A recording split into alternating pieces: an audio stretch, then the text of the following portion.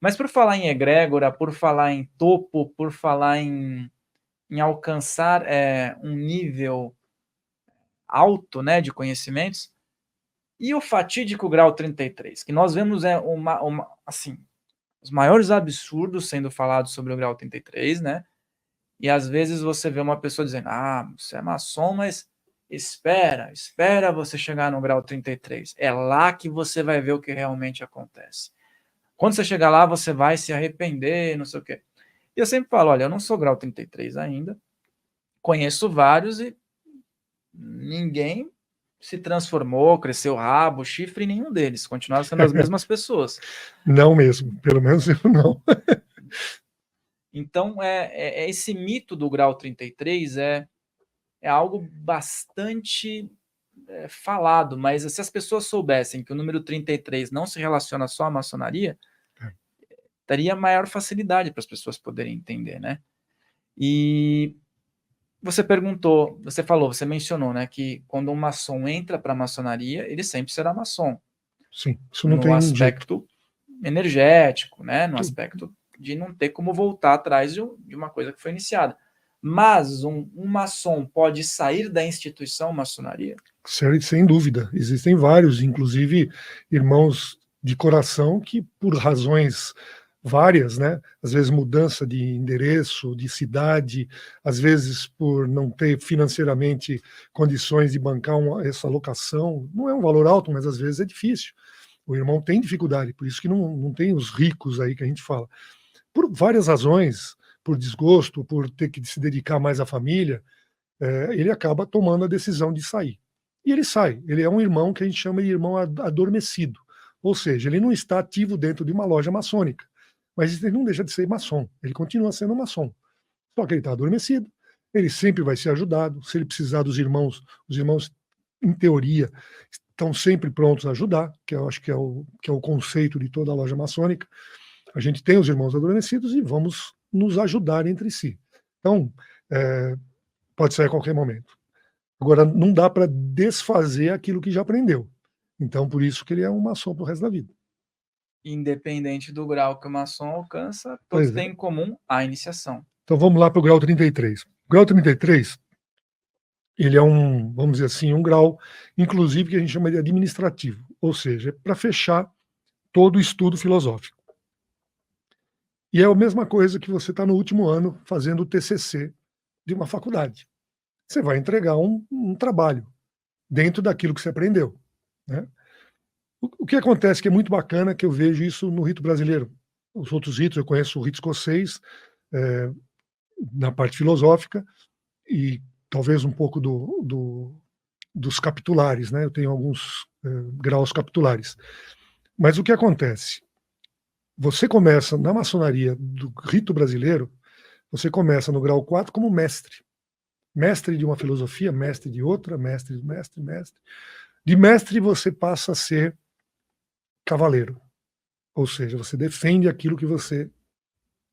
Depois de cavaleiro, você é missionário, ou seja, você já está completamente comprometido com aquilo que você acredita.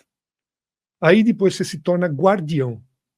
Né? Você vê que parece um crescimento, né? Guardião do conhecimento, guardião. E o grau 33 é o quê? Servidor da ordem, da pátria e da humanidade. Ele é servidor. Então, esse é o objetivo de você chegar. É aquilo, quando você tem um conhecimento, você tem que passar. É o mais profundo possível. Né? O último grau da sofisticação é a simplicidade, e a Pois é. simplicidade é sofisticada. Que na realidade, para você ser simples, às vezes você tem que ter conhecimento. Porque é muito. A humildade é a mesma coisa. Para você ser humilde, você tem que ter um pouco de. Conhecimento não precisa ser. Não é estudo. Conhecimento, cultura. Para isso, aí você é humilde. Porque quando você tem dificuldade, você cria barreiras para você mesmo. E isso vira prepotência, vira arrogância. Né? Então, quando você não tem nada disso, quer dizer, você tem conhecimento, você se torna simples, humilde. Pelo menos eu acho que é isso. Eu até lembrei de uma piada que um irmão fez. Ele falou: para você ser maçom, você não precisa ficar parecendo um cavalo de cigano, né, que o pessoal gosta de colocar Sim, medalha. Medalha, falando, não precisa parecer um cavalo de cigano, você tem que ter a sua ação. O cavalo de cigano foi demais, o cara falar.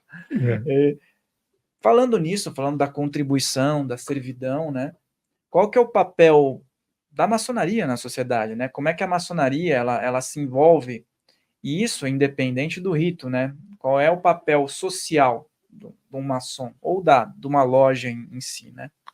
Ele tem que estar, o maçom tem que estar imbuído em benemerência, em filantropia. Como é que ele pratica isso? Obviamente que é na sua própria comunidade. Se você não pratica beneficência ou filantropia na própria casa, na sua família, fica difícil de se esperar que esse maçom vá ajudar na comunidade. Então, quer dizer, você tem que ter, o primeiro, cuidar da sua família. E não é cuidar financeiramente só, é cuidar também no sentido de trazer cultura, trazer informação, trazer todas essas atitudes. Se você agir, falar de um jeito e agir de outro, você não está sendo correto, né?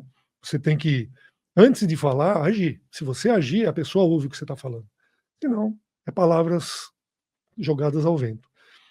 Então, identificar na comunidade aquela necessidade que aquela comunidade precisa. E isso no Brasil, então, nós sabemos que a necessidade é muito grande, em todos os sentidos.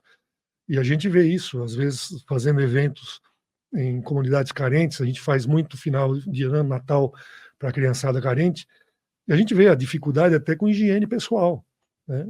E é verdade, porque eles têm uma dificuldade financeira para ter tudo isso em casa, ou até um aprendizado cultural que eles acabam não tendo.